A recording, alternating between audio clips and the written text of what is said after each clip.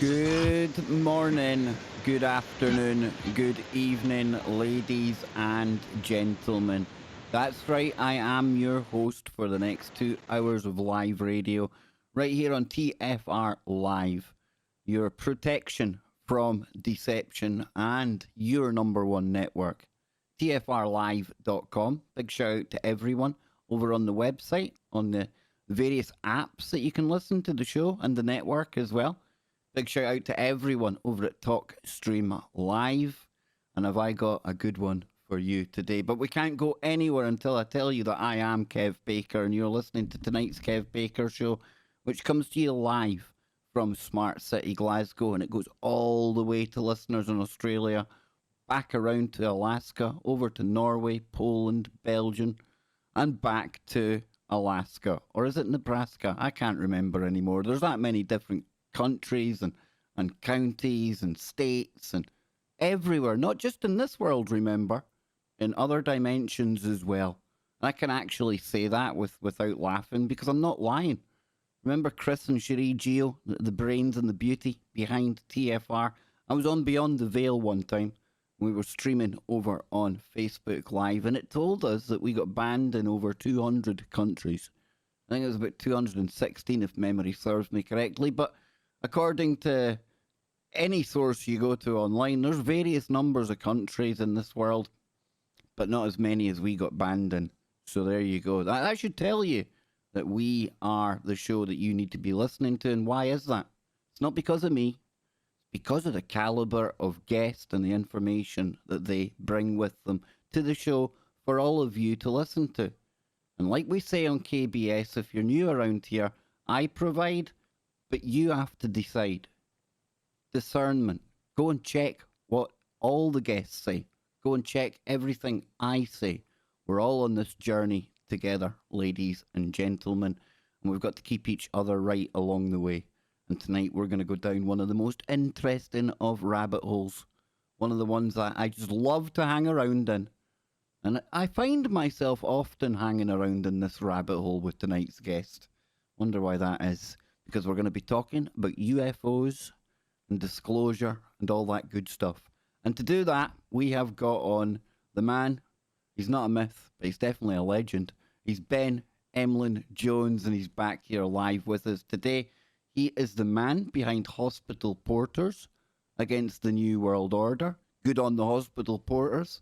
He goes on various talk shows. He's got his own radio show. He's got his own website. He writes books. He's got a trilogy about disclosure that you can get your hands on over at his website. And for a number of years now, I have really enjoyed getting to know Ben a lot more. We've met physically in the real world, eh? Something you can't say always about the people you meet online. But this guy's probably even nicer than what he comes across online. And that's why I can't wait to get into all of this tonight. Ben, it's the first outing of 2021, my friend. And already I feel like we're needing to buckle in. How you doing? Hi, Kev. Yes, belated Happy New Year to you. If 2020 was a pint of cider, then I think this would be the brandy chaser. Nice. And we're only a month into the year. Let's just hope we don't have to drink an entire pint of brandy by December. 2021 is turning into quite something already, and I'm wondering where it's going to go, mate. It really is, but I tell you what, we're going to start local today. We're going to start around Glasgow because we're going to be talking UFOs tonight. You'd given me a few of your articles that you've written over the past couple of weeks. But then just before we go live, we started talking about Scotland. And I think it was on the member stream yesterday. I was talking about the 33 sightings that had happened in Scotland over the past year, 2020. And then it got us talking, didn't it? And you mentioned, well, what about the flap that's going on right now, Kev? Glasgow. What's happening, Ben? Well, this is quite amazing. Now, Scotland, I should point out, for its size and population, because it's quite a small country in both of those axes, is by far the most paranormal country in the world. And UFOs, it's more UFOs reported there per head of the population and area than anywhere else in the world. There's an interesting article in the Daily Record, Scotland's principal newspaper, and don't get it mixed up with this one about the laser show that was in Glasgow. Yeah, I've got that. Yeah. No doubt the skeptics, I sent that to Kev by mistake myself, actually. No doubt the skeptics are going to make hay with this. Now, this is something very, very different. This is 33 reports from a small area. It mentions Lanarkshire, which is, if you look on the map, is quite close to where you are, Kev. It's in the southern Scotland area. Yeah. And this is a very, very large number of reports from such a small area. And it looks like there's a flap that's been going on since at least sometime last year. There's a number of photographs actually that are quite impressive, including what looks like a structured object and a brightly lit object. There have been numerous flaps in Scotland over the years. I mean, the most famous one was the Bonnie Bridge one of the 1990s, which has become notorious. There's also been black triangles seen. Again, this is a common form of UFO, almost as common as the classic disc. So it looks like this is going to be the place to go. Now, I know it's difficult traveling. You see, and you being close by, you're in the perfect place, because I've heard of a sighting in a town near where I live, and I can't get there. But you might well head there. Pretend you're getting Boris's one a day, and just have a nip down and have a word with some of the witnesses or something. It's a perfect opportunity to do some field research, and goodness knows it'd be great to do that, Kev. That's something I'm hoping to get a bit more involved in, boots on the ground type stuff.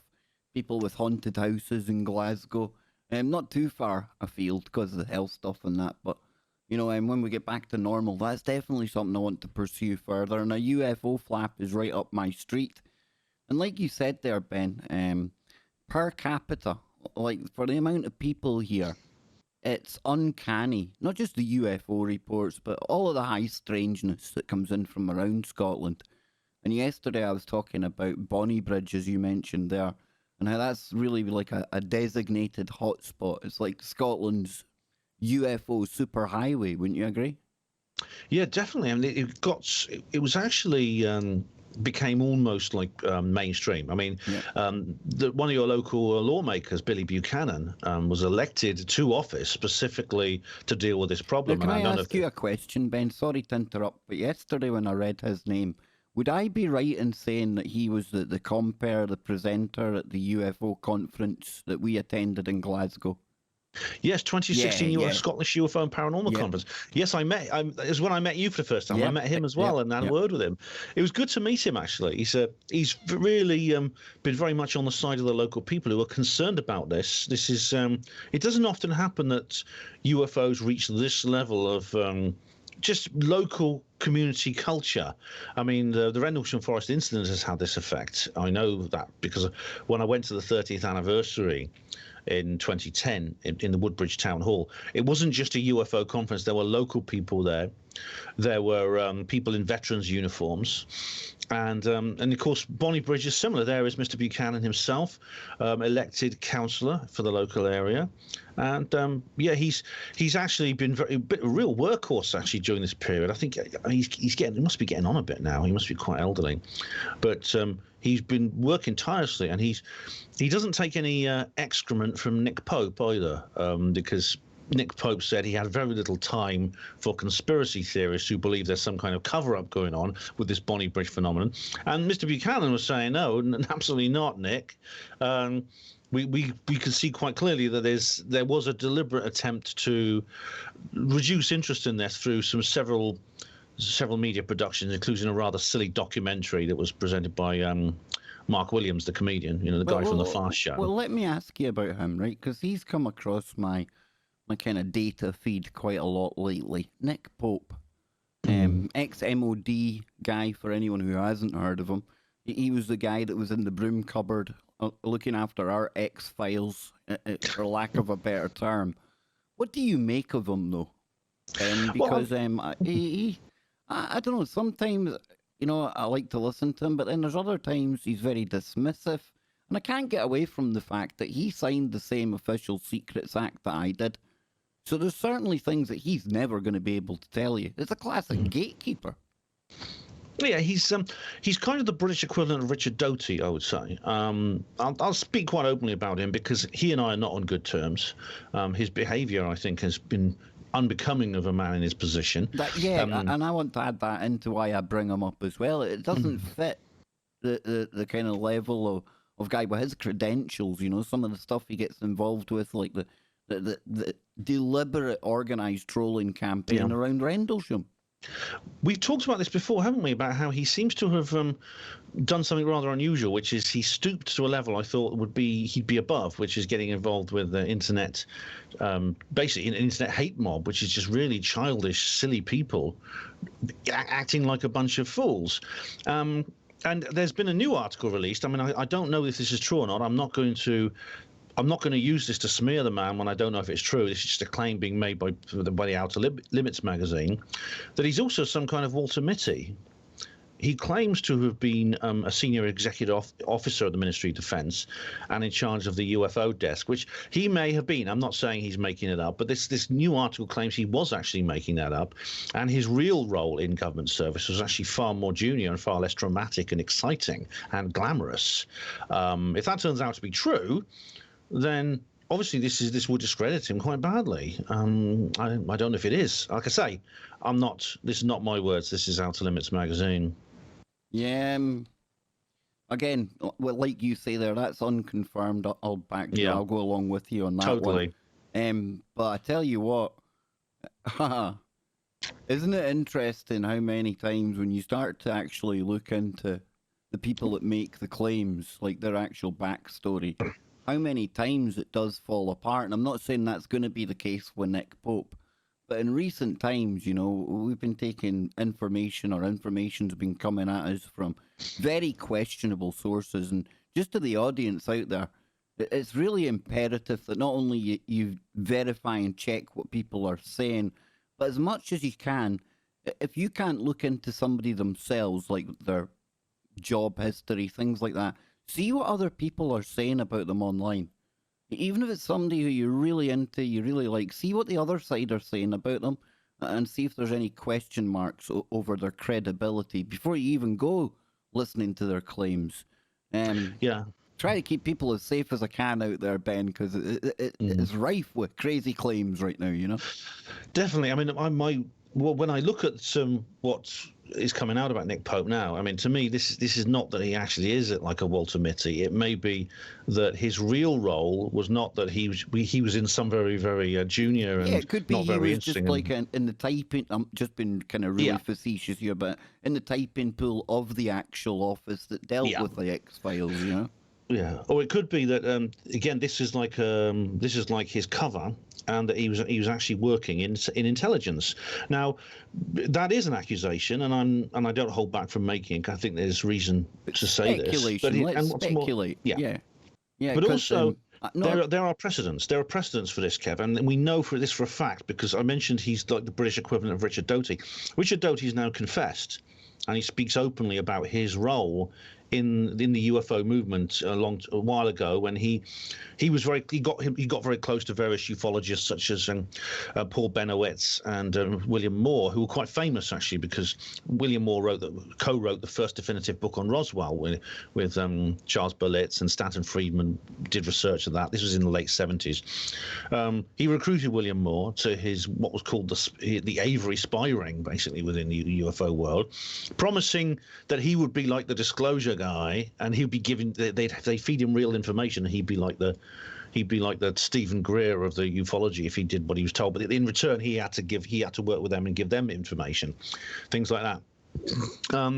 That's actually come out now. Richard Doty's confessed. Doty now is I've never met him. People meet him and they say he's a nice guy, and I'm not doubting that. If he's come clean about his role, then credit to him, you know. But it's possible there are other people in that same role within the ufological movement who have not. They are still operating under false identities, false missions. And I don't want to get into the cliche of he's a shill, she's a shill, everyone's a shill. I mean, there's too many people doing that, you know. Because if you go down that road, you and I have been accused of this. Yeah. So it becomes a Ben, spiral, and far worse. It becomes a spiral downwards into paranoia. But this is a really good. We didn't obviously plan to kind of go down this road through Nick Pope, but it's a good segue into some other UFO news that we do have. And me and you, I mean, we've been amongst the most active, tireless speakers when it comes to everything TTSA involved, right? And of course, to the Stars Academy, this has been this organization fronted by Tom DeLong, and for the past few years, and you can look back to 2017 when we started to get drip fed the kind of official stuff, air quotes official stuff, that was being filtered through to the Stars Academy from places like the Pentagon. We found out about ATIP and all this stuff. And now that that's TTSA seems to have reached its shelf life, would we consider that as almost an equivalent to Richard Doty? A limited hangout per se? I wouldn't say that exactly. I don't think TTSA is quite on the ropes yet. I mean, there was a lot of talk about this because people have bought shares in TTSA, but Luis Elizondo and Chris Bellin and who's the third one? Three of them left. And this was there was a distinct split. Silverson or something, Jim? Yeah. I wrote an article about it. I can't remember the name, but the most serious departure is Luis Elizondo, because he was the Academy's principal media spokesman. Well, he's a bit of a Nick Pope, really, when you think about his backstory. He worked for the Pentagon on their group that was investigating, and probably a bit more involved than Nick Pope shuffling the papers. But is he somebody then, in your opinion, and I know you've wrote an article about him, Luis Elizondo, for me, I've always been kind of on the fence, because I know that not only does he have previous ties with the government, but he's also spoken about how he still has contracts with the Department of Defense. So is he a guy that we can trust? I don't know. I mean, I wouldn't want to write him off, but at the same time, we've always got to be cautious in this particular situation. It's true, his background is in military intelligence, just like Richard Doty. And, well, I'm not sure exactly what Nick Pope's role was. Nick Pope says he ran the UFO project, which was the Ministry of Defense's official UFO investigation service. He ran it for a number of years. As I said earlier, there are claims been made countering that. I don't know if they're true or not. I'm not saying they're true. But the ATIP was similar. ATIP was an official. It was actually classified to begin with, government investigation, which Elizondo was involved with, along with Senator Harry Reid, and Bob Bigelow was signed up as a contractor as well. You see, we did an entire show on this, I remember, and it's possible that this is some kind of a limited hangout you mentioned, giving out fake information. Not even necessarily fake, Ben. Just, for whatever reason, they were like a clearinghouse for what we were going to see. And again, maybe I don't think all of that has to be fake, but I know that we do have evidence of one of the videos that had been debunked way before it came to us, saying that it was a UAP, right? Yeah. I mean, the good news is that Elizondo appeared on the Black Vault, John Greenwald's interview. Now, Greenwald's very cautious. He's one of the more I think he's one of the more cautious and skeptical with the small c researchers in this business. And so he one time I spoke to him, 15 years old, might have been 14, when he started putting in the Freedom of Information request to the government. Good guy. He's one of the more reliable, because he's got the documents, but then you have to think, well, still the documents coming from the people who would lie to us, right, and hide things. Well, you see, he's always sort of held back from being too speculative. Yeah. And when the ATIP revelation broke in December 2017, he was one of the first people who asked the necessary questions: Is this real? Is this real U.S. government footage? Are these real pilots, etc., etc.? Slowly but surely, the apples fell from the trees, and I think he accepted what was necessary to accept as it came about. But he wasn't, unlike some people, I think, saw these things immediately and assumed they were real. But it actually took about a year and a half to prove they were real. And so it's always better. It's always better, I think, to take that line. Sorry, Ben. Sorry, a tab had kicked in there. No worries. It's a good idea to keep a balance between excessive cynicism and excessive gullibility. The question, if I mean, a lot of people absolutely denounce TTSA and Luis Elizondo as shills. They tend to be the same people who denounce everyone as shills. And so I'd ask, there's certain questions you need to ask to discern if you are too eager to prove someone a shill. What benefit does the government get? If there's some UFO cover-up and this is a part of it, how does it benefit that cover-up? What Elizondo is saying, what David Fravor is saying, what Chad Underwood and all the other pilots are saying, and all the other witnesses. In what way does this serve the truth embargo? And I honestly I would say can't quite see it. I would say that they've already changed it. They've already changed the way that the media tackles this subject. And as much as we think that the alternative media is this huge, massive thing that millions and billions of people watch, it's not. And most of their people still get their news and get their reality and their idea of what reality is from the mainstream. And via these characters, Elizondo coming onto the scene, the whole Tucker Carlson, the introduction slowly of the videos, the fighter pilots, Fravor, things like that. I think it's totally changed the mindset of a lot of people who still would have maybe pre-2017 gone, oh, this is woo-woo X-File stuff, I do, yeah, I do somehow feel we crossed the Rubicon. Steve Bassett uses that term because it's basically a word for when you cross over, Caesar crossing over the river in Rome, but where he couldn't go back. Yeah. There's no way they can go back to the official ridicule and denial line, which actually ran for 70 whole years from the Hillenkotter memo until December 2017. They can't go back to that now. In a sense, I feel that this subject has passed the dinner table challenge, which means you can, I think, be a UFO believer now and not be, if you're sitting around the table having dinner, not everyone sort of looking away and everyone going quiet, It's like you can actually talk about it. And normies are now open at least to discussing it. So I feel it's kind of a vindication for us, really, because we've been saying this all along. We've been saying that things like the ATIP footage has existed. We know that pilots like Fravor and Underwood and the others have been reporting this ever since, I don't know, since people first took to the skies. Parviz Jafari, Milton Torres, they report similar things right back to 1942 in the original Foo Fighters investigation. So this is like footage of something that's already been reported, and the pilots were ignored or they were ridiculed. They spoke at the 2001 press conference just saying, I'll sign an affidavit that this is true. And now we have actual evidence that's come out, which essentially proves what these guys were saying, even if it doesn't refer to their specific reports, because it essentially matches what they were reporting. Many other people as well report all kinds of encounters. Very, very credible witnesses, both on the ground and in the air. I don't think you can now tread the same path that you used to if you are a UFO skeptic. It's getting more difficult for the UFO skeptics. They're not going to give up. They're not going to go away. There are certain people who will never change their mind no matter what happens. But this is not as easy to dismiss as some of the as it used to be. Not now there's footage that's out. Not now it's official. As I said, I can't think how this serves the truth embargo.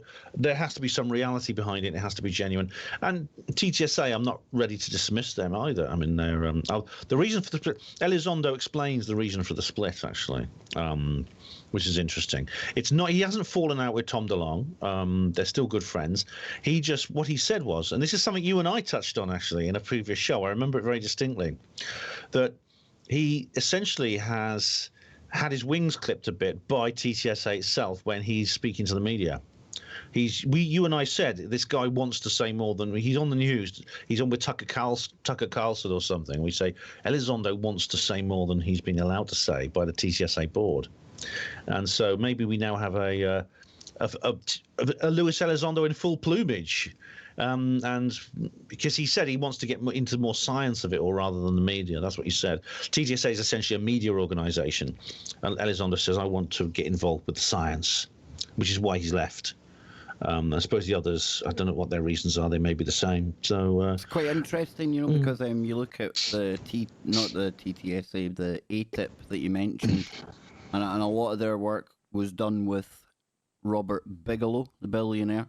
NIDS, that organization he set up, and they were doing a lot of research into some of the evidence that was being collated by ATIP, and now you're seeing Elizondo go down the science road, and I would imagine that Bigelow as well, anything that was gleaned from the years he was working on that project, that'll be into his aerospace company that he's got now. Quite interesting. I'm quite encouraged by Elizondo. Let's see what he holds in the future. But more on Bigelow on the other side. Don't go anywhere.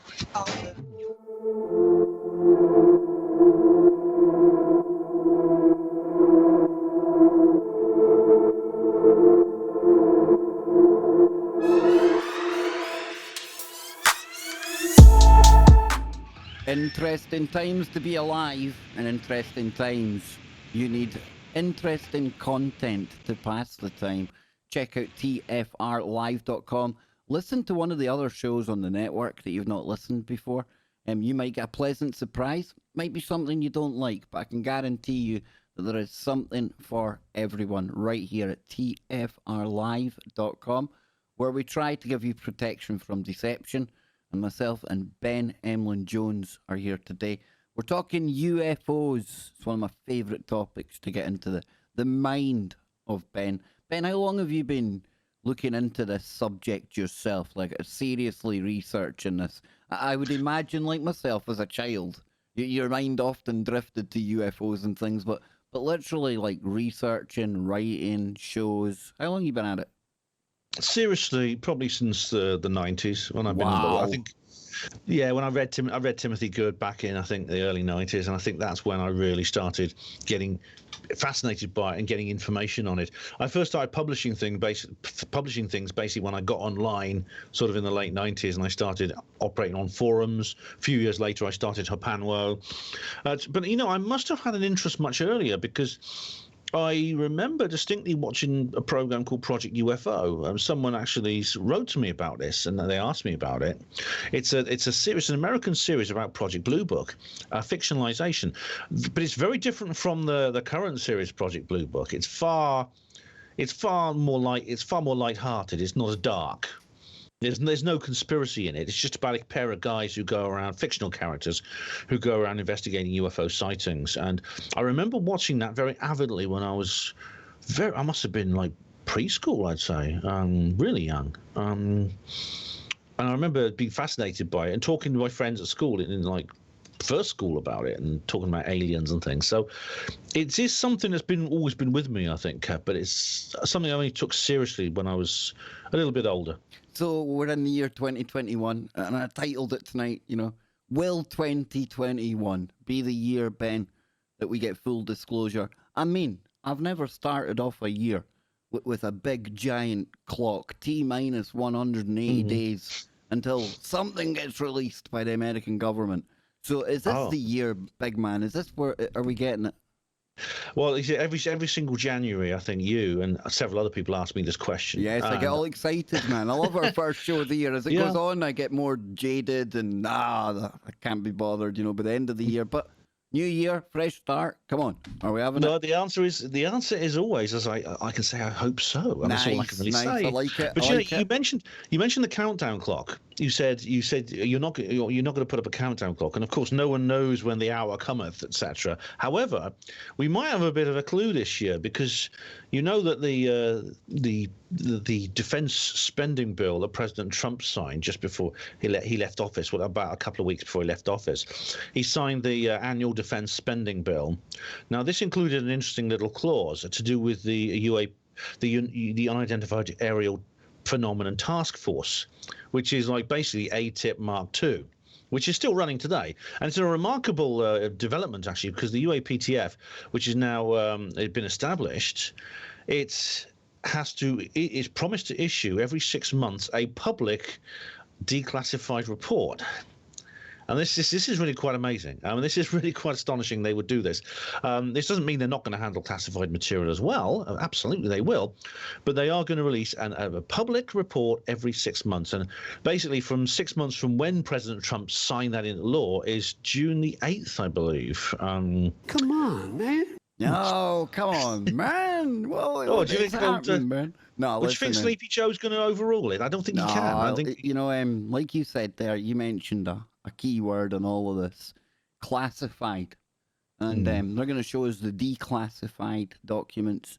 And anything they want to keep classified, then that will remain either at the kind of politics level at best, but we won't be getting to see the real classified stuff. Now, I listened to Richard Dolan speaking about this. He's kind of taking the same line as I am. You know, let's not get too excited just yet. But again, we don't know. We're living in a new age now. We see the world changing around us. Do I think that they're going to tell us for the betterment of mankind? No, but I think they might tell us some things if they've got some kind of agenda. What that agenda is, I don't know, Ben. I don't know. But I do think that, obviously, being into UFOs, I'm going to be waking up that morning eagerly awaiting to find out what they declassify. But at the same time, I would imagine if there's any really super secret stuff that we don't need to know, being an ex-military guy in the signals, guess what? We ain't going to know. Yeah, exactly. You know from handling classified material yourself.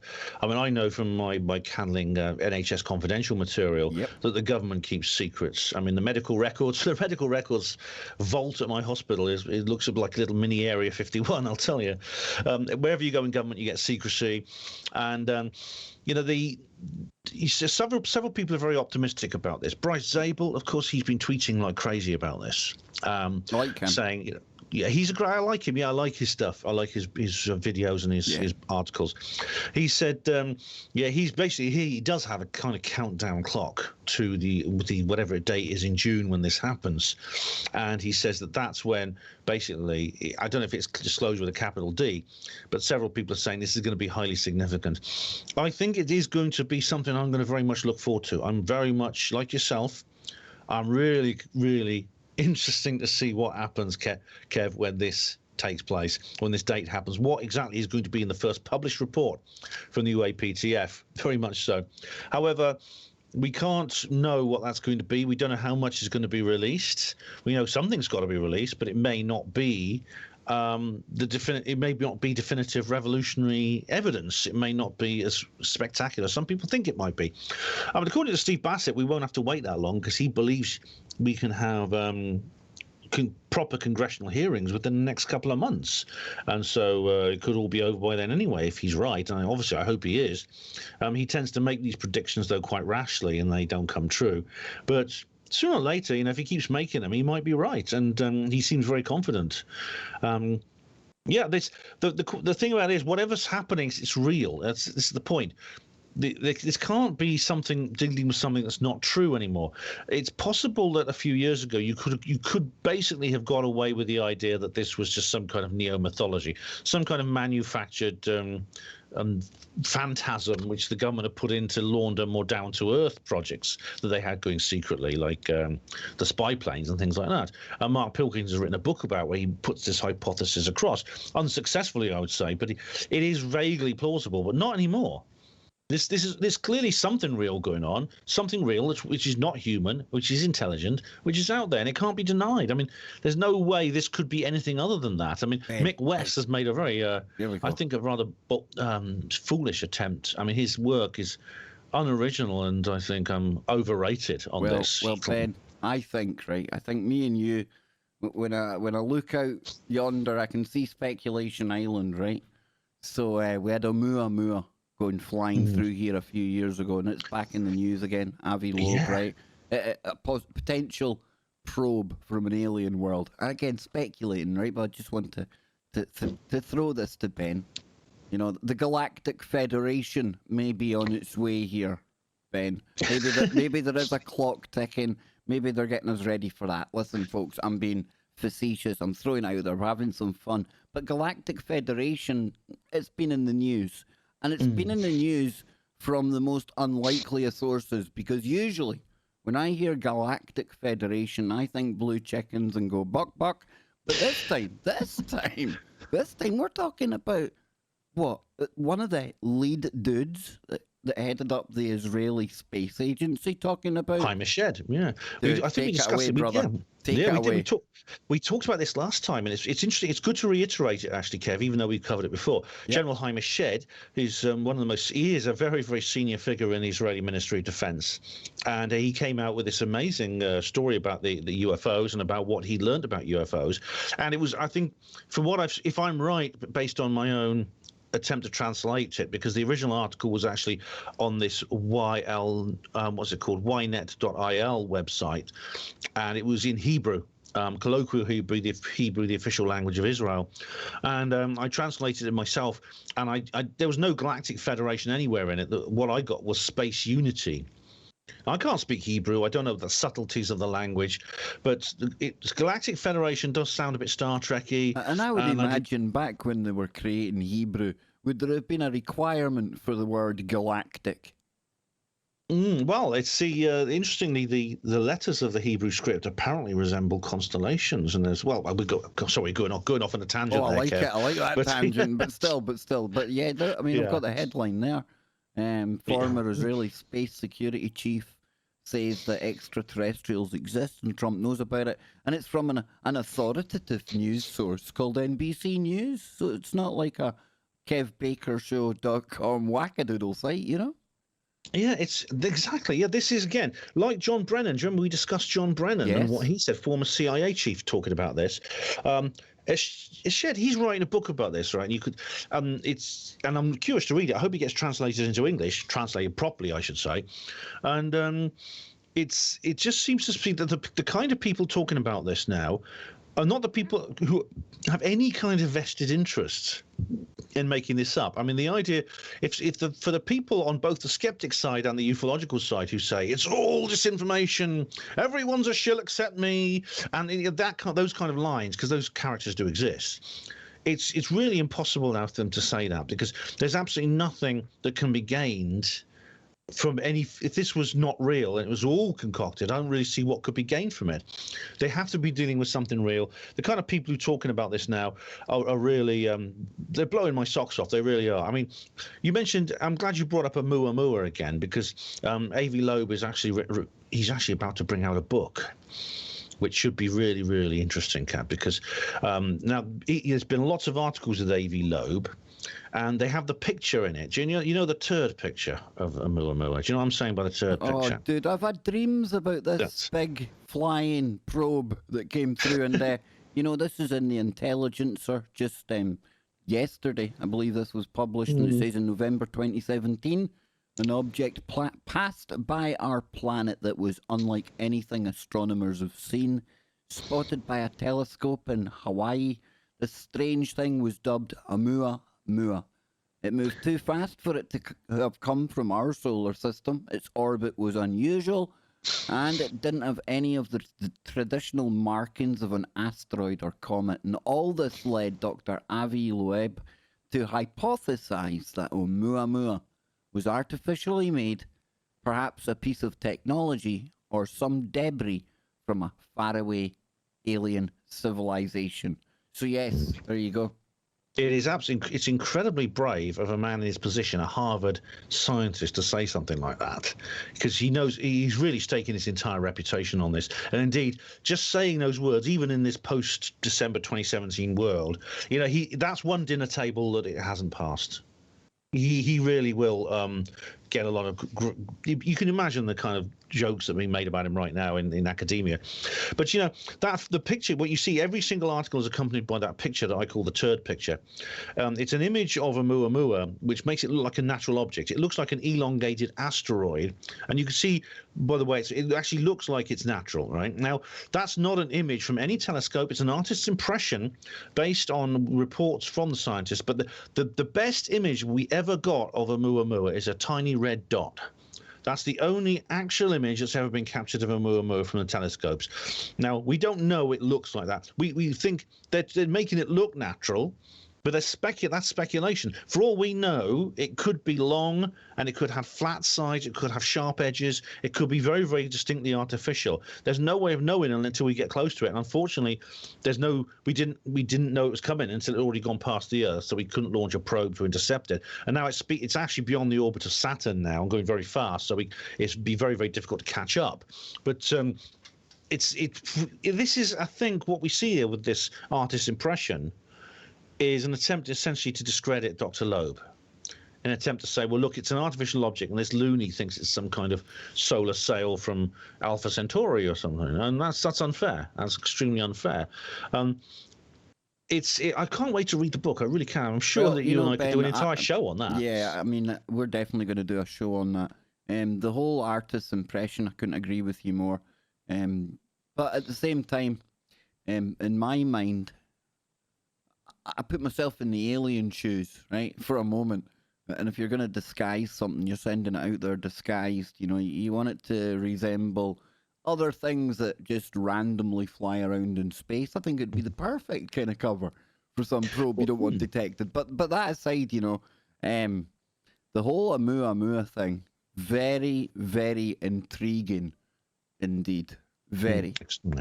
Yeah, the idea that this is extraterrestrial. I mean, it could be if they wanted to visit us secretly. Of course, they could create some kind of camouflage, and it might end up looking just like a lump of rock. I mean, that could be anything. For a sci-fi movie, if nothing else. Yeah, yeah, that has exactly. Well, you see, this Friday, I'm going to be talking to my good friend, Dr. Brian Keating, the astrophysicist that almost won the Nobel Prize for Physics until he realised that confirmation bias had set in.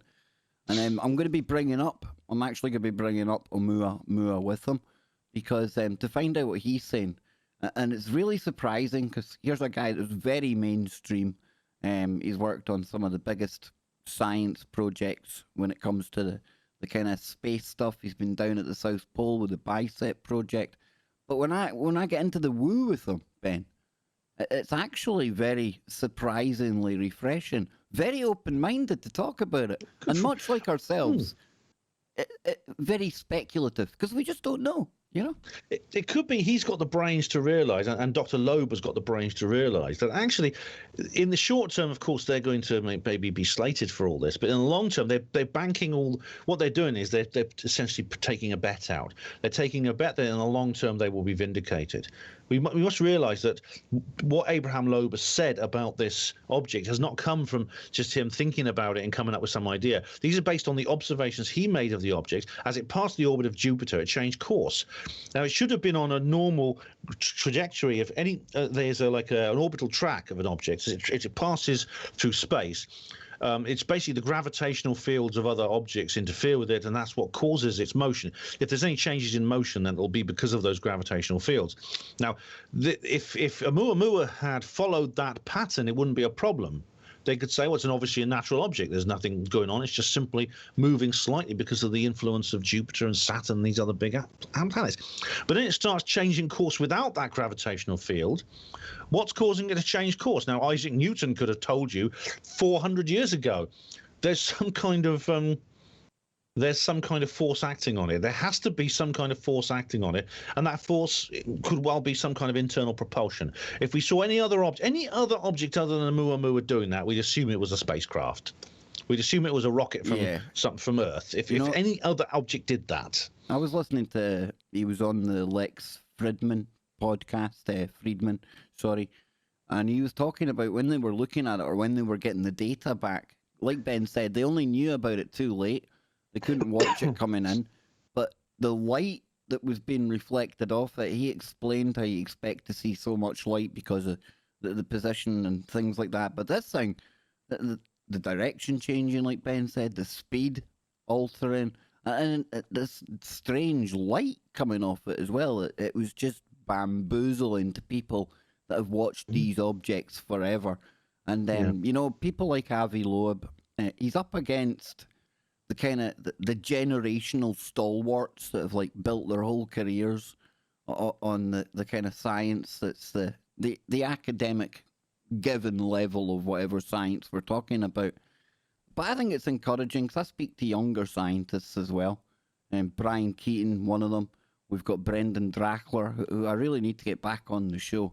But they talk to me about how when they're sat down in the labs or wherever they're working, Ben, they're having conversations that are very similar to the type of stuff that we talk about on here. So science gets a kind of bum deal sometimes, but I'm still quite excited about where we're going with everything, especially with what we're talking about in the first part of the show. We've got all the kind of scientific breakthroughs we're having now, thanks to the AI machine learning. We're almost about to go up to Mars. We're going to put a base on the moon. There's a lot to look forward to for people like us that are into this stuff, right? Absolutely. I mean, this is a really heady time, Kev. It really is. I feel that we are on the cusp of something. I know I've said that many times. I made my first UFO disclosure video in 2015, more than 5 years ago. Would you think then, just when you said that, I mean, I know there's the phases like civilization types. Are we about to go from one type to almost upgrade into a higher type of civilization, one that's an interplanetary one, perhaps? I think so, because on the Kardashev scale, we've already That's the achieved, one I was thinking of, dude. That's the one. That's it. This very interesting guy, a Russian guy, who came up with this idea that you could judge looking for signs of life out in the universe, what it would look like, and you wouldn't necessarily have to detect them close range. You could just look at the home stars. For example, at the Kardashev scale, we've reached level 1, which means we can use the resources of our planet, but maybe now we're about to be able to use the resources of our solar system. Now, Tabby star, it could be an indicator of a type 2 civilization. Now, again, all of them, including Dr. Tabitha Boyajian herself, have denounced this. I mean, she's absolutely... In fact, she did a TED talk where it's pretty clear she was absolutely desperate not to be associated with the likes of you and me. However, the fact of the matter is there is still no explanation for the strange visual pattern of that KIC 2468. Amazing, I can even remember half the numbers. Yeah, it's amazing, dude. This star that now carries her name has around it, seems to have some kind of object or objects surrounding it, which is exactly what Freeman Dyson predicted a star with some kind of artificial structure surrounding it would look like. It fits that prediction precisely. So rather than just saying, oh, it must be comets that came from somewhere we don't know where, I don't know, etc., they could just say, well, what if it is a freedom? And what if it is a Dyson swarm or Dyson sphere? Why is that silly? Why is that foolish? Yeah, that's very good. That's exactly what Tabby star looks like, you see, because it keeps there's regular. You see, stars often have like interruptions in their light because they don't shine with a steady light. This includes the sun. When you get an eclipse, it's an actual interruption of the star's normal light. When a planet transits across it, like Venus and Mercury transit across it sometimes, you get an interruption in the normal pattern of light. Now, you can actually detect those planets orbiting the star from a very long way away. I mean, much further away than the Earth. You can actually predict them from light years away. And but the thing about it is, though the actual pattern of the reduction of light is regular, it follows a regular pattern, and that's because the object is orbiting, and like orbits are regular. You see, the Earth orbits once every 365 days around the sun. If a distant civilization saw that, they would see the sun's light diminish once every 365 days, and they would know the Earth was there. The difference with Tabby star doesn't do that. You get irregular, very, very deep reductions in light caused by occlusion by some kind of object or objects, and it can't be. The star is too old for it to be like an accretion disk. That is like dust from a early solar system type model. It can't be comets. Again, the star's too old. The star is actually an F2 type star. Now, you may not know what that means, but basically it means it's very similar to the sun. So it's not like a new star. It should have a fully formed solar system around it, but it has instead this strange lack of flux, as it's called. How do we know? It's 120 light years away. I mean, we can't exactly get there very easily. But I'm curious to see if we find out anything else. I really am. No, absolutely, Ben. Just over here. The other day I mentioned an interview there, and it was the Avi Loeb interview on the Lex Fridman podcast. I really recommend it to anyone out there, yourself as well, Ben. But they're talking about alien life and the kind of conversations that we'll have about, the likelihood of other alien life. But one thing that Avi talks about is us as a civilization, and he says we could be pretty much very, very average. And he made the kind of comparison. It's been done before, but like we walk along the street and maybe there's a couple of ants or ants out on the sidewalk on the pavement, and how much attention do we really pay to them? They're ants. And he says maybe that's how other advanced alien, like more advanced alien races look at us, They've already learned everything there is to learn. There's nothing new for them to learn. Some of them come down here from time to time, but on average, when you look at everything else out there, we might just be the ants. Do you know what, Kev? That's quite humbling, isn't it? Because it is, isn't it? There's all all kinds place, of doesn't it? Yeah, there's all kinds of speculation about whether are the aliens friendly? Are they hostile? Are they going to invade? Are they going to come and have some first contact and bring peace and love? What if they are just? What if we're kind of irrelevant to them? Now, there's a very, very good book. It's a very interesting novel, actually. It's a Russian novel from the 70s called A Roadside Picnic.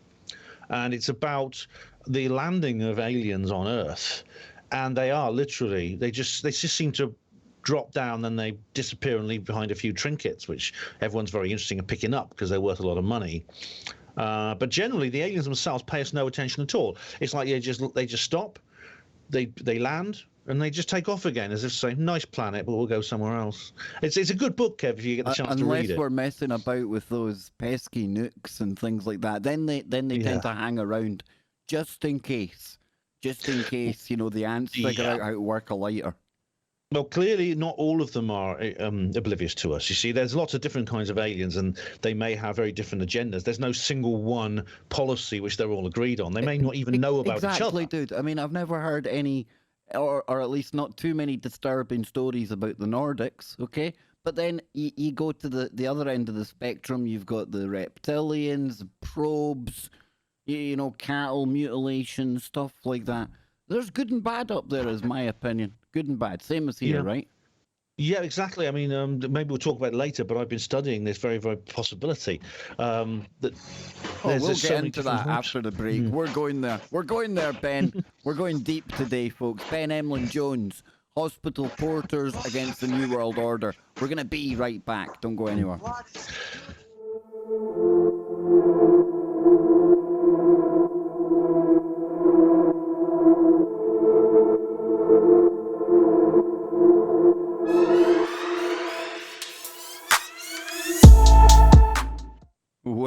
Well, welcome back to our number 2 on today's Kev Baker Show. And I'm joined by Ben Emlyn-Jones, who'll be back with us in just a moment. But let me take this opportunity to remind you that you can hear the Kev Baker Show here Monday through Thursday. Then you'll catch me on Freaky Friday with Scotty and the guys as well on tfrlive.com. But listen, coming up right after today's show here, we've got Lucky with Quantum Connections. So try and hang around for that. If you haven't listened to that show before, give it a go. Maybe try another show during the day tomorrow. Pick something at random. Go for it. Be devils. Throw it all out there. I'm sure you'll get a pleasant surprise right here on tfrlive.com. You can catch me over on YouTube. Shameless plug for the YouTube channels. Kev Baker Show and Kev Baker Show 2. We do Freaky Friday on Kev Baker Show, so you can catch that live over there every Friday as well. And then at the weekends, I join Bill Bean, Travis Short, and we do Warrior Mode. And we also have our members-only Savage Sunday over on YouTube on KBS2. You got to be a member to find out what happens in the Savage stream Sunday, because there's a rule in there. First rule of the Savage stream is you don't tell anyone what happens on the Savage stream unless they become a member. So with that said, let me waste no more time. He's back in the hot seat. Ben Emlyn-Jones is here. Now, Ben, before we get into your thoughts on aliens and all the good woo like that, let people know where they can follow you, brother, because you come on here once a month, but you go on so many shows. used to speak at conferences when they were on. We can talk about that another time. But let people know where they can follow the Ben Emlyn-Jones experience. Well, there's an awful lot in that experience, actually. It's very much a multimedia one because You like I an have empire, did you? Like a media kind of, empire. yes. Yep. Kind of. It has numerous websites, but you can find it all the websites very simply by putting in to Google HPANWO, Hospital Porters Against the New World Order. You'll find all my written blogs. I have numerous written blogs now, 4 written blogs, and there's also the Hapanmo TV YouTube channel, and there's a blog that's co-associated with that, and the Hapanmo Radio, which is my radio show, just like Kev does. I have a radio show, and and there's also I've written some books which you'll probably find interesting, and there's also a relay website because basically Facebook have banned my web pages. So Kev's been banned in over 200 countries. I've been banned from old Bookface. So yeah, I must be good. So you know it's good when social media start banning you. That's the thing. Yep, they got rid of me, Scotty Lopez, Popeye on the same day. All coincidence, of course, but it's okay, because I'm back as Kev Dave Baker, and I use Facebook for all it's good for. Fire and forget. You fire off a post like a show promo, and you forget about it and get out of there. Don't get caught in the death scrolling, folks. But anyway, we're not here to talk about that tonight. We're into some real good woo. And just before we got to the break, Ben, you kind of teased us there. I don't think you done it deliberately, but it was like the best kind of cliffhanger ever to set us up for hour number 2. What have you been putting together in your mind about aliens and things like that? Yeah, what actually are the aliens here? What do they want? What do the aliens the want from agenda, us? man, the agenda. Yeah, and of course there is more than one kind of alien. There's a whole array. There's a whole array of different ones, and they have a kind of they exhibit many different types of behaviour, and there's some they seem to be many different species. I mean, there's almost a taxonomy of different aliens now, and you mentioned the Nordics earlier on. There's the Greys and there's the Mantids, the ones that Simon Parkes knows about, and there's Kev's very own one. Yes, I've got one of those. Well, I got a blow up with one green one called Russell, Nice. but I got my own alien too. Nice, I like Yeah. it. That one came from the New Mexico. Big shout out to Spooky Andy. Thank you, brother. Yeah, real That's a deal. cool one, that that is. Yeah. That's a cool one. And so they exhibit a wide range of behaviors. Now, they seem to have many different agendas. They probably come from many different areas. It's possible that they don't know about each other. And it seems that, I mean, the idea, people say, well, is there going to be some massive alien invasion? Or are they all peace and love and light? The answer is both, and other things besides. Now, it does. I mean, you've got to be honest, there are some that do exhibit hostile behaviour. Luckily, they're a minority, but they are there. And it appears that there's been a news report came out that British Special Forces are being trained to deal with the more nasty ones. Now, this is quite incredible. I mean, this blew everyone's mind when it appeared in the Daily Mail, including mine. But yeah, it's backed up by some other information that I've heard from other people. For example, Tony Dodd. Now, you may be familiar. He's dead now, unfortunately, Tony Dodd. But he was a very good UFO researcher. And he was a policeman. And he wrote a book called UFO Investigator, which I very much recommend. It has some incredible information in there. And one of those refers to one of his friends, because he had a mate who basically said that he used to be involved in these very kinds of projects. This was years before this news story came out. This was like in the 60s and 70s and things. And he said that not only were they drilling, because the news story talks about the Special Air Service, the British Special Forces being trained for this, but he was involved in active missions involving UFOs and aliens, including ones that have attacked and killed humans. You're not helping my speculation centres go down any at all, because this ties in with what I was saying to you very hypothetically about maybe they know they're on their way in. Mm. You know, if they know that there's an outside threat and we don't quite know what's coming here. Again, I don't know like what's going on in the real world, folks, but if that was happening, you better believe they'd be training the military to face something like this. They wouldn't just leave the guards down, you know? Yeah, I mean, if something is real, then it has Yeah. to be considered. If you don't know what it is in military terms, you have to consider it a potential threat. This is why people are criticizing Elizondo for talking about threats and saying, well, they're obviously, these are not threats. But you see, in military terms, they are a threat because you don't know what they are. That's all it means. And indeed, they are. If aliens are coming to visit us and we don't know what they want, then the government is in a position to say, well, do we have to leave the option open that they may be here to kill us like they do in the sci-fi movies and things like that? And of course, they are there for responding. Now, this article was amazing because the guy, the source, which they won't name, says, I know it sounds bonkers, but the SAS trained for capture missions for aliens. Now, what's interesting, there's several interesting things about this. Firstly, as I aforementioned, there's another source. This was actually reinvestigated by Richard D. Hall of Rich Planet TV, and he made a very, very interesting video called Human Mutilations and NATO, which I think is very good. It's on his channel if you want to see it.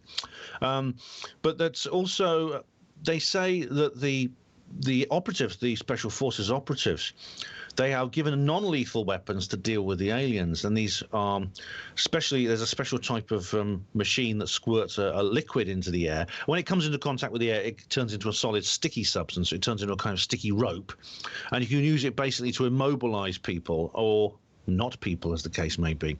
So this could indicate that they're worried. I mean, they're not just going to shoot these aliens.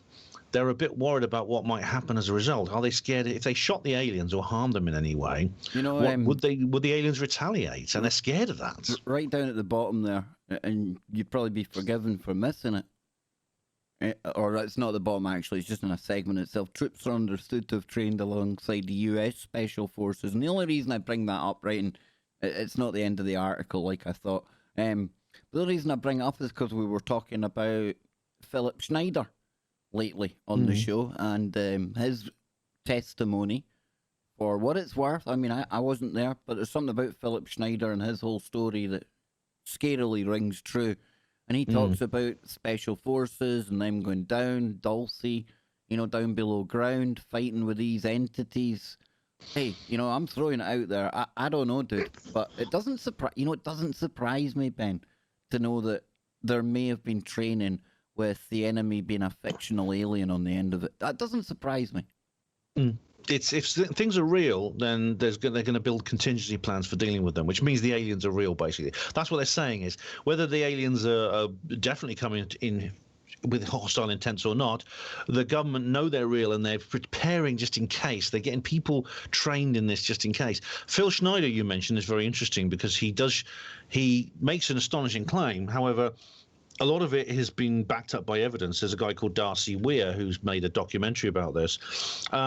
It appears even he predicted his own death. Yep. And of course, the story is that he died of natural causes, but it's actually that he was a suicide apparently. But Darcy investigated this and found out that he supposedly hung himself. He couldn't possibly have done. And it was meant to have been with his catheter cable. It was just bizarre. But what really blew me away, and I watched a documentary on Amazon about this, Underground, the director's cut. And I think that's Darcy's film. Yeah, it was the father's history, and the fact that he had been in and around he was a high-level naval officer. He'd been in and around the USS Eldridge. Some of the people involved with the Philadelphia experiment. Phil had 4 memos that claimed to be from his father to various military departments and places at the time. And then that got me thinking, because I think a lot of this, when you get into the real black projects, Ben, it's kind of generational, right? And it doesn't surprise me to find that somebody in the military, their father high up in the military, obviously access to some of the special programs, and then you find the son, an engineer, landing in some, let's say, off-books programs. That makes sense. It does, because the father, Oscar Schneider, was actually German. Dude. Yeah, and he was captured. A lot of Germans were captured at the end of the war. I mean, some of them came over with Operation Paperclip. Some of them were just prisoners of war who decided to stay and not go back to Germany, which is understandable because Germany was in a horrible state at the end of the war. It was basically devastated. It was in a terrible situation. It took decades to recover from that. But so he stayed in the United States and ended up working on because he was actually a submarine captain, Oscar Schneider, but he ended up working on using his engineering skills, because he trained as an engineer, to build various underground bases. And his son, of course, as you said, very often these things run in families. His son took over that when he became an engineer, and they talk about, for example, that there's the Dulce base, which is an underground facility near Dulce, New Mexico, and it's been mentioned by other people, such as the Dulce book, the authors of the Dulce book, but also underneath Denver Airport. Now, people say there's no evidence for the Dulce base, and it is hard. It is actually rather difficult to come by, but the Denver Airport, what's underneath Denver Airport, is undoubtedly there. I mean, there's so much you could go into about what the weirdness of Denver Airport. Well, Ben, does this tie in with any of this kind of formulating idea on the alien agenda that you've got going on? Are some of them already here in bases? Are we working with them? Where are we, dude? Where are you on this? This is an important question. I don't know really. I know what I've heard from various people, and sometimes it's backed up. I mean, the SAS story. Tony Dodd. I mean, he's a very, very credible guy. I mean, his book sounds almost amazing. It's astonishing what comes out of it. If it had come from several other people, then I would have been maybe a bit. I'd have sort of took it in my stride as being a bit too fanciful. But Tony Dodd was very level-headed. He was a policeman. He investigated abductions. He was very widely respected by people. I mean, when he died, there are several people who go to the Probe conference. They deliberately missed the conference because they had to go to his funeral. He was very widely respected. And he talks about his friend, the Special Forces soldier who used to investigate used to basically go to investigations of UFO landings, and sometimes when they attack and kill humans, and lots of other things as well, such as a crash in South Africa and stuff like that. I mean, there's all kinds of stuff in that book. So as for whether they're here or not, I mean, I've known so many people who claim to have met them, and I know a woman who claims she was married to one of them. I mean, I know that it's a bit of a cliche, but that these sort of rather crazy people come up with strange ideas. But this woman was just so ordinary. She was just so normal, and she only told me this actually after I'd all assumed she was just a normal person. It was really weird. You see, something like that. Because I'll tell you where I think there's a whole host of things going on, even more fantastical than people like me and Ben even probably dare to speculate about. I think there are people with real stories out there, and I think you can come across them. Now, we all know in recent times when it comes to some of the more sensational ones on social media and things like that, become very skeptical, very jaded, and attack quite a lot of them because I know they're at shenanigans, right? But again, that doesn't mean that the whole topic needs to be thrown out. Don't throw the baby out with the bathwater, they say. And then, you know, I do think there are people with stories to tell. Travis Walton, I mean, there's an abduction story that comes to my mind right away that I think there's a heck of a lot to that. And if that's one case in one instance, that it's going on. So what's the agenda there alone when they're doing scientific stuff? They're taking us away, and then you've got the cattle stuff, you've got the people that get visited, you get all the different reports, different races. What on earth's name's going on out there? Again, there are many, many different creatures behaving in many, many different ways. There's all kinds of theories to explain their behavior. I mean, the abductions, for example, there seems to be very often some kind of medical examination involved in abduction experiences. Now, the Fire in the Sky film, that's the one about Travis Walton's case. That's actually the actual abduction scene in that is fictional. It's not what Travis reported.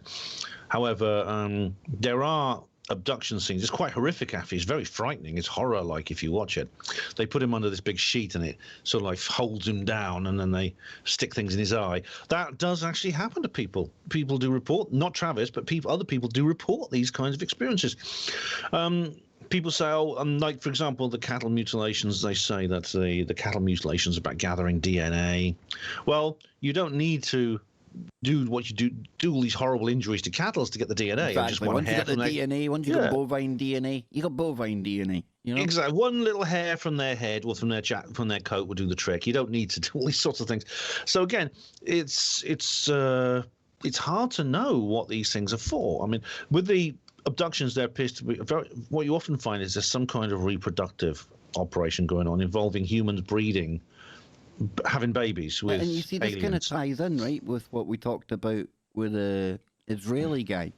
Because he wasn't just talking aliens, he was talking about Trump administrations and governments working with these entities. And you got Philip Schneider again. You know, they never told us that they had any awareness of these things, that they were working with them. You know, he showed a picture of, Val. What was the guy's Val name? Valiant Thor. That's the one. Yeah, pictures of that back in the day, an alleged alien that we're working with. Yeah. You know. Exactly. Thor is very interesting because there are numerous photographs of Thor and his associates. He actually arrived with several other people. I mean, they look like ordinary humans. I mean, And a great name, Valiant Thor. I mean, come on. Yeah. The thing about it is those people, if they are normal humans, they've never confessed and they've never been traced. No one has identified them, even though they're seen in various situations where there's lots of other people around. No one's ever come forward and said, "Oh yeah, I know who that was." See, that's a good picture, Kev, you're showing now. That's the one that Schneider shows. He says it fell out of his father. That's his father there, allegedly, Oscar Schneider. This is a meeting about the Philadelphia experiment. And at the front, very front, looks like an advisor because he's sitting on a row of seats on his own. There's this dude just sat there monitoring what's going on. He was one of Thor's team, which was an alien. Now, you could say, well, that's just a normal guy, but you see, there's a large number of people around. They could come forward and say at any point, because it was ever since Dr. Frank Strangers first started investigating this. I think, was it in the 50s? I don't know, it was long ago. These people, this would have been quite soon after the event. These people, he would have contacted these people. These people could have come forward and said, "Yes, I know who that guy was. It was old Jim Bean from down the road. It wasn't an alien." None of them have done this. These people have never been traced. And there's many other reports. I mean, have you heard of Air Marshal Sir Peter Horsley? I have been, yes. Yeah. Now he's like Hamish Shedd. He's the kind of guy who he did a job which not everyone can apply for. You've got to be very, very sound in mind. He was on the organising committee of NATO. He was a World War II fighter pilot. He was ace. He was very successful, and he was in charge of Strike Command, which meant he had his finger on the old button. Now, if you put a loony in that kind of job, it's the end of the world. So he was very sound of mind indeed.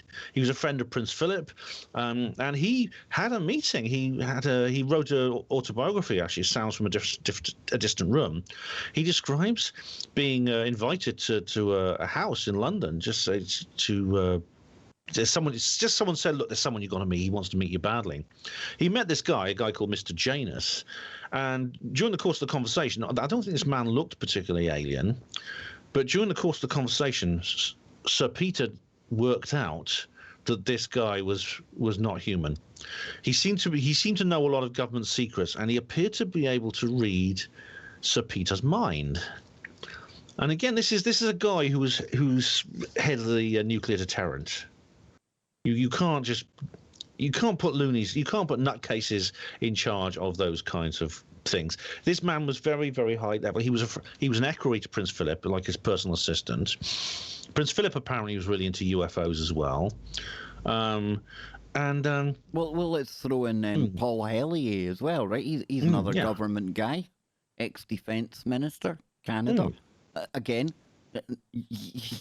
I'm sorry, folks, as inept as politicians seem, you don't put a fool in that role. And he's been talking for years about all this, right? Yeah, I mean, like I say, he wasn't even a career politician. I mean, he started off as an engineer, and he ended up in leading the Canada's Ministry of Defence. And he's 97 years old. He's writing a book at the moment. He still does tours. He's an amazing chap, is Paul Hellier. There's also Sir Eric Gairy, who was the first Prime Minister of Grenada, one of the most important people in the history of that country. It's only a tiny little nation. It's an island in the Caribbean, but it fought a bitter battle to become independent and went through lots of political upheavals, takeovers, coups, and things like that. And Sir Eric Gairy was the first Prime Minister of that country. And he went to the United Nations all the time. He met with J. Allen Hynek. He met with Larry Coyne. He met with Kurt Waldheim, the Secretary General, and they talked about UFOs. He even got the United Nations to put out a declaration about UFOs. It was all ruined, unfortunately, because there was a coup d'etat in his own country, and he spent about 5 years sorting that out. But the Gary Initiative was incredible. From a man who was very, I think you say very run of the mill. I mean, I know the Caribbean has a reputation for creating lots of eccentrics. But this guy was a very, very skilled statesman. He was a politician. He was a political activist. He didn't have his head in the sky in the way that perhaps you and I do. But yet he talks about UFOs very seriously. I think, I think we're quite logical about it. When we speculate, we speculate. Yeah. I don't think we're too out there. Trust me, some of the claims I hear on social media, we're very, very logical, Ben. I think so, yeah. Yeah, I think we're sensible, yeah. So, all this said and done, I ask it every year, and I am quite encouraged about what's going to happen this year. And if last year is anything to go by, I think something different, something almost undeniable might happen in our skies this year. I'm just going to throw it out there. Well, look, last year was a year of random stuff, Ben, and I think this year is going to be exactly the same. I don't know. Maybe something will take us that step closer to the hallowed ground of disclosure. I'm still finishing off the chaser, like I said, but this year is now it's less than a month old, and everything that's happening so far seems to be, I wouldn't say coordinated, but it is converging. Now, I know we do make speculation like this before, and it hasn't come true. However, we have, for example, Dr. Loeb's book coming out. We have these revelations from John Brennan and Hamish Shedd, which you and I talked about last month. We didn't. I mean, both of us thought this was not a coincidence. They literally happened within a fortnight of each other. John Brennan and Hamish Shedd both saying the same thing. And we against the backdrop of the media changing their attitude in 2017. Since 2017, when you count up how many things are happening, Ben, there's been a plethora of stuff, There could be, in Dr. Loeb's book, there could be like definitive proof that Oumuamua was an artificial object. There could be, for example, in the UAPTF report in June, of course there's going to be classified stuff, but some of the unclassified stuff could be like things that will make us go, wow. Yep. You never know. I'm sure we'll do a show about that at the time. But, no, I'm confident as well. Again, like Ben says, I still think that the real juicy stuff we won't get to know. But, for now, I think we have to be encouraged. Whatever the agenda is, it does feel like we're getting closer to those X-Files that we all dream about, It could be that Steve Bassett will get his congressional initiative. He will get his congressional hearings. Obviously, like I said, he's eternally optimistic, and not everything that he wants comes true. But I'd be 100% behind him if he can do this. I mean, the guy's a great bloke, and I really respect him, and I'd love to see this come true. I really would. So this year we don't know what the future is, but this year is very promising, I think, Kev. Well, I know what the future holds. Yes, I'm going to make a bold prediction. I'm going to say any second now. The break's coming up, but we'll be back in 3 short minutes with the final segment of the show. Bigelow, the afterlife, and more woo to come. Don't go anywhere, ladies and gents. We'll be right back.